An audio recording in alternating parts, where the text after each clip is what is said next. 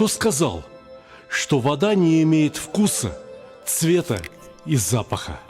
Минеральная вода Тассай даже звучит, как серебряный колокольчик.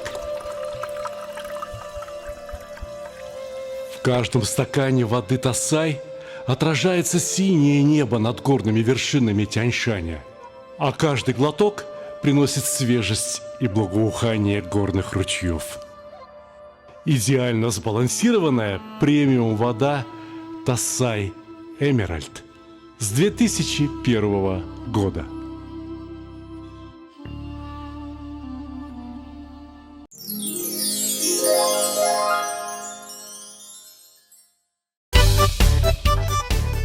Что, значит, чай говоришь? Конечно, болгарский чай. Сейчас мы его приготовим. Чайник где? Самовар где? Вот он. Казан? Казан. А как Чай же? в казане? Болгарский чай только в Казани готовится. Только в Казани. Ну и то правда, а что на самом деле? Хочешь шурпу, значит, отдельно. Хочешь чай, значит, отдельно устройство. Что еще захочешь? Там молоко попить, значит, нужно еще отдельное. Казан самая универсальная посуда. Самая универсальная вещь, предмет. Тут не знаю, как его назвать. Просто супер. Вот наливаем мы примерно литр холодной воды. Закрываем крышкой. А без крышки не закипит. Казан так устроен, что без крышки не закипит. Знаешь что об этом? Да. Болгарский чай – это эволюция татарского или степного еще, говорят, чая. Вот, чтобы чай был хороший, надо насытить воздухом воду. И закипит равномерно, и вкусный будет. Этот чай очень полезен. Раньше Что полезно, что полезно? Ну, вода и вода. Попил и все. Нет, не только вода. Не только вода. Тут 4 ингредиента как минимум. 4. Рассказывай, я записываю. Вот нам понадобится травяной сбор, чай, с травами, которые собраны здесь. Вот в округе. В округе. Обязательно надо будет масло. Ну, чай с маслом, это все понятно. Ну, что, все. Чай жирный. Опять шурпа. Ну, примерно. Чай должен быть сытным и Чай полезным. сытным должен быть. Татары говорят, не пьем чай, а кушаем чай. Почему? Потому что, когда мы чай садимся пить, полный стол выпечки различной, и обязательно чай будет сытный. Обязательно там будет молоко. Обязательно будет молоко. Чай с молоком. Молоко есть? Есть, конечно. Конечно, вот. А что воду налил тогда? Что, не мог сразу молоко налить? Не, тут надо все в меру. Как говорил Джавахарлал Неру. Ну уж нет, уж если пить, тогда сыто, сказал Никита. Сказал Никита, да. А в чае много витамин, сказал Хашимин. А что у тебя там вместо витамина? Вот это вот красная линия всей татарской кухни. Красная линия. Это мед. Мед? Это мед. Что-то я там еще вижу у тебя, друг мой. Что там у тебя это еще? чуть попозже. Секретное блюдо, самое статусное, самое вкусное блюдо татарской кухни. Одно из самых... Ну, самое вкусное я знаю, это эчпочмак. Как мы говорим, эчпочмак – это закуска к чаю. Это к чаю просто. Эчпочмак, перемеш, костыбый, каштале, щак-щак, баурсак – это все то, что должно быть на столе татарского чая. Чего ж ты худенький такой, а? Так приходится-то изучать историю, больше корпеть над книгами. Кто-то успевает кушать, а я только успеваю готовить. Я приготовлю, все скушают. Вот говорят, бывает татарское счастье, а это вот татарское несчастье. Он готовит, пока вернулся к книгам, уже все съели. Вот в том и дело. Так, у нас вода уже подходит, сейчас она закипит. И пока дождешься твой чай, буду вот дрова подбрасывать. Слушай, аппетит нагнал. Говорит, татары. Татары То сперва кушают, нагонят. это кушают, а сам одну воду вскипятить не могут. Сейчас мы заливаем молоко. Молоко. Молоко. молоко заливаем. Ну, я отчасти понимаю. Здесь дело не в экономии. Если вот в казан такое неконтролируемое пламя, дрова-то могут загореться как угодно.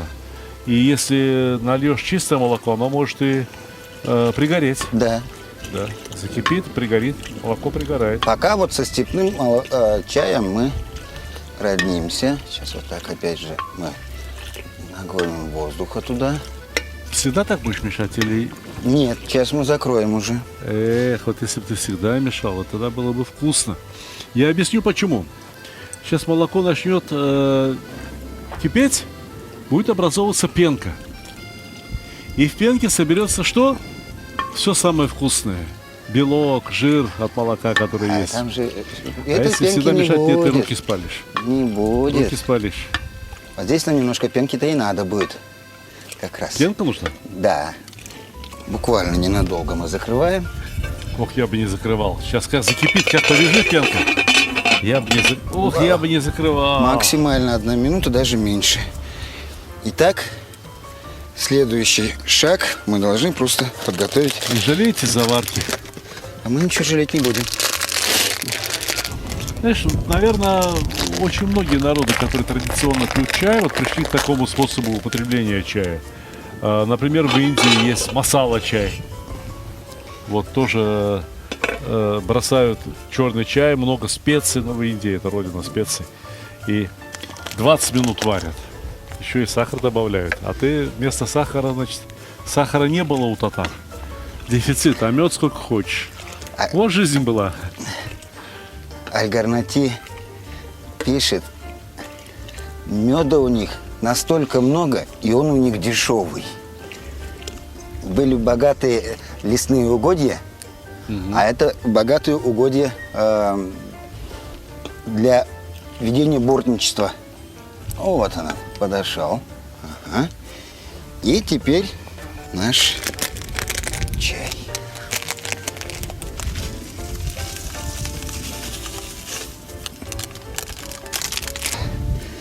Опять же мы делаем такие движения. Чай должен раскрыться. Весь вкус должен раскрыться у чая. Видите, какой он цвет приобретает? Это понятное дело. Что вообще, наверное, красный станет. Еще меда, когда добавишь, ох, будет золото, а не цвет. Вот добавлять мы будем пока не мед, а добавлять мы будем сливочное масло. О, хорошо. А вот можно чай туда налить, в эту косушку немножко. И масло растает и туда. А что ее потом помоешь и куда вот пойдет? так и делай. это масло? Я вот из этой косушки буду пить чай. Вот этот чай из чего пьют? Из косушек? Да, Вот я из этой буду пить. чай пьют из косушек. Она хорошо промасленная. Чай пить из чашек с блюдцами, это татары переняли от русских. Вот тебе и на. А я всегда думал, что вот татарин с блюдцем это вот самый такой правильный образ. Это 19 век. Пили Так. из косушек. Ну и теперь самое главное. Здесь это мед. И самое главное здесь не переборщить с медом. Ну а что, послаще будет, вкуснее же. У нас будет еще тоже сладкое будет. Слушай, у меня вот такое впечатление, ты там молоко положил, вот это масло положил, чуть-чуть муки добавь, и у тебя получится торт в казане. Примерно. Я же говорю, он же должен быть сытным. Итак, мед мы добавили. И согревающим. Погодка у нас осенняя. И это прям вот И вот как раз вот этот чай что надо, и напиток-то. не даст нам замерзнуть в Да, такую а то сырую всё. погоду. глинтвейн. Научились тоже мне. Нет бы чему-нибудь хорошему. Вот она.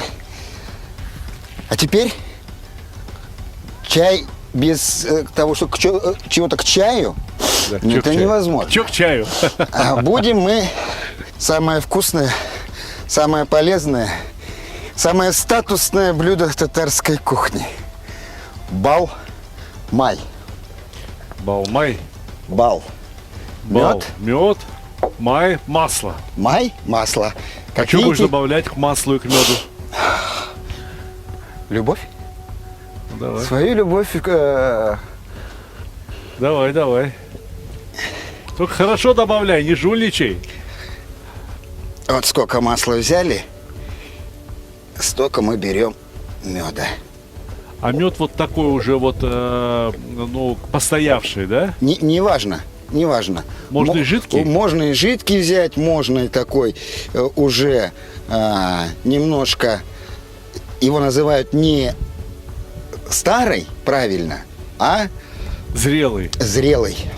Мы взяли мед, масло. Вот сколько меда, столько и масла. И начинаем что делать? Видите, мы начинаем его размешивать вот таким образом. Ну все уже, смешал же, что? Нет, еще. Перебери. Надо до однородной массы. Сейчас вот в начале он перемешивается тяжело. Тем более, что зрелый мед, хорошее масло. Кстати, если масло плохое, А подогреть? не надо, не надо. Максимально мы могли мед просто подогреть, а мы на улице на водяной бане. Вот мы смешали его. Скажи, пожалуйста, Ренат, дорогой, в чем смысл вот этого лакомства, угощения? Ну, масло всегда есть, мед всегда есть. Возьми на хлеб, намажь, ой, как вкусно получается. Вот если просто масло намазать на хлеб, а сверху мед, Да. то вкус совсем другой. Совсем Правда? другой. А сколько хранится такой балмай? Такой балмай в холодильнике может храниться до 1 года. Просто без он немножко- холодильника ведь это Без же- холодильника, ну просто при Слушай, он комнатной на самом деле температуре. жидкий становится. Он на самом деле становится жидкий. Смотрите, вот он Это что это становится такое? Как- мягким. Как родилось это блюдо? В средние века не было, Миксеров?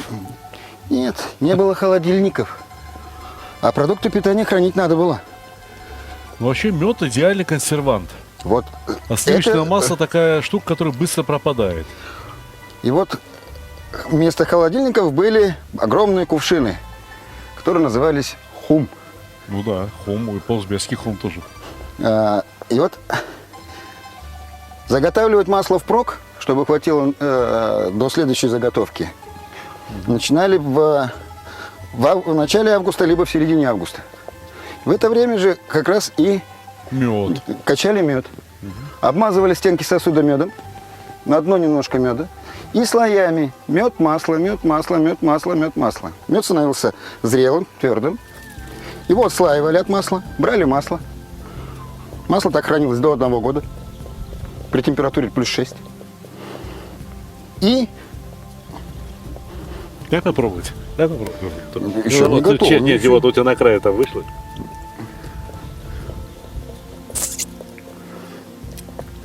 и вот из технологии этого хранения... Хлеба не хватает. Хлеба не хватает. Как же булгарская земля без хлеба. Сейчас хлеб, Нож есть? это сейчас режут. А в те времена, большинство тюркских народов, к которым относятся волжские болгары, сейчас их называют поволжскими татарами, хлеб ломали, надламывали. И вот, Бисмилля бисмиллахи-рахмани-рахим, ломали вот таким образом. Вот. Ух, а хлеб какой. И вот на такие вот надлом, Хлеб чтобы какой. в сторону Всевышнего, к небу. Балмай подавался только по особым случаям. Я же говорю, это статусное блюдо. Подавали его, когда приглашали гостей на знаковое какое-то событие. Ребенок родился, новоселье, свадьба. Молодожены встречали балмаем. Не мед и масло по отдельности, как сейчас некоторые Не делают. хлеб и соль. Не хлеб и соль, а балмай. В первый балмай и хлеб. И вот желали таким образом... Эх, жениться, что ли? Ну, мусульманам можно. Так вот, желали таким образом сытную и сладкую жизнь. Молодожены съедали по кусочку хлеба с балмаем, Так. а потом раздавали весь хлеб и балмай, угощали гостей. Я вообще, у меня так, вот я сколько изучаю тюркские кухни, наши десерты, наши сладости, ну, вот возьми там пахлаву, там, возьми чак-чак, всегда состоят из одного и того же. Это пшеничное зерно, это мед, либо, ну, в каких-то случаях сахарный сироп и масло. Все сладости наши состоят. Давай. Это же сок, Дай сок кусочек жизни. хлеба, хочу попробовать, пожалуйста. Дай кусочек. Рахмат. Кусочек хлеба. И И вот сюда. балмай.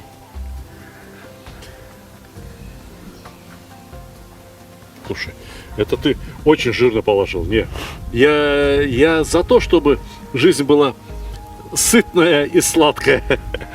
Я за то. Я сейчас одну хитрость еще скажу. Давай, за Ну, твое по- здоровье, Ренат, дорогой. Э, Давай. Угощаемся. Горько кричать не будем, нет? Нет, не будем, потому что я еще не рассказал историю подачи до конца. Шикарно. Шикарно. Песня. Вот я люблю торт Наполеон. Но это же лучше. Ну это же лучше. Ну, это естественно. Рассказывай. Угощали гостей, а потом балмай забирался и ждали от гостей подарки. А вот какой подарок самый лучший? Сделанный своими Своими руками. или книга лучший подарок? А если книга сделана своими руками? О, приятно поговорить с умным человеком. Сразу видать ученый. Ренат, дорогой, вот книга, сделанная своими руками, книга номер 10 Ух ты! моего авторства. Самое новое, самое лучшее. Но мы сейчас поучаствовали в съемках книги, которая будет еще лучше этой. Потому что эта книга будет о татарской кухне. В общем, Ренат, в этой книге описано несколько блюд из пшеницы, меда и масла. И также из пшеницы, а точнее говоря, из муки, мяса и лука. Другое такое вот общее евразийское сочетание, без которого, по-моему, ни один народ не живет. Но это и делает тюркоязычные народы родными. Слушай, соловья Одной баснями семьи. не кормят. Налей чаю, а, пожалуйста. Ну, Чай у чай- тебя сытный получился. Чай наконец-то уже готов. Балмай у нас готов. Вроде бы все то, что необходимо к чаю.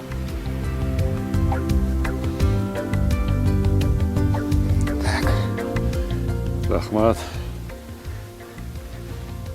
вот такой чай, вот такой балмай и такой хлеб, и никакая болезнь не страшна. Какая болезнь, слушай. Жизнь только начинается. Какие болезни? А с таким чаем и с таким балмаем оно веселее начнется еще. Я думал, что я кулинарный писатель с опытом. И могу подбирать слова для описания тех или иных вкусов или ароматов. Ну вот и настал тот день, когда я попробовал нечто, для описания чего слов у меня нет. У меня сердце чаще забилось. Потому что, по всей видимости, предки очень многих из нас кушали вот так. Хлеб какой-то, и вот чай с молоком, с маслом. С тем, что было самое лучшее. Самое Что было натуральное. самое лучшее, то вот подавали гостям. Это, конечно, не на каждый день. Либо на особый день. Либо когда прохладненько, когда осень наступает. Либо когда встретились два человека, которым суждено стать хорошими, добрыми друзьями. Рахмат. Рахмат, дорогой. Сам Ахмед Келеночин, то, что приехал, давно хотел встретиться, И вот нежданно-негаданно Всевышний просто услышал. И Спасибо, Здесь. Ренат. Спасибо. Приятного аппетита, успехов. спасибо.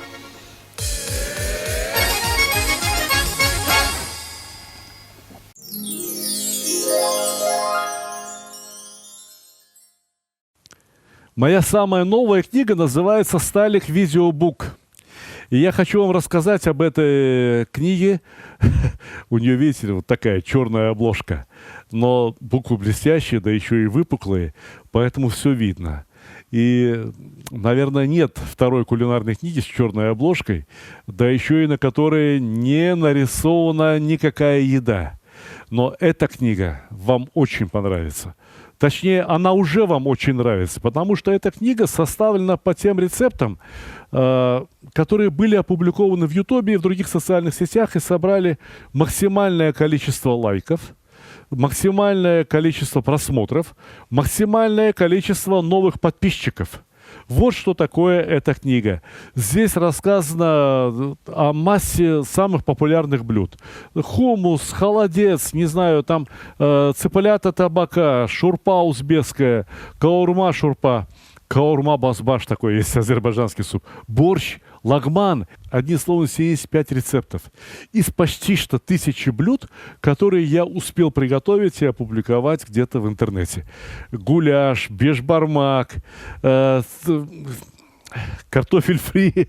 Как без картофеля фри? Стейки, самса, шашлык, плов. Но здесь все собрано не по алфавиту, не разделено на какие-то национальные кухни. Здесь все рассказано так, чтобы вы умели составить классное домашнее меню из самых популярных, самых лучших блюд. Вот, например, чебуреки. Любите чебуреки? Еще бы вы не любили. 12,5 миллионов просмотров на моем канале собрал рецепт чебуреков. Книга «Сталик Видеобук» никогда не продавалась ни в одном книжном магазине. Ни на каких маркетплейсах, ни в каких других интернет-магазинах, потому что эта книга изначально продавалась только в моем интернет-магазине и продается только в моем интернет-магазине stalik.ru. Если вы закажете эту книгу с автографом, пожалуйста, мы упаковываем все книги как следует. И если вы закажете несколько книг вот из этого набора, то, может быть, одну книгу получите вообще бесплатно. На сайте постоянно происходят какие-то акции, скидки. Одним словом, заходите на сайт stalik.ru, и мы поможем вам сделать правильный выбор, и будем вам очень, очень рады.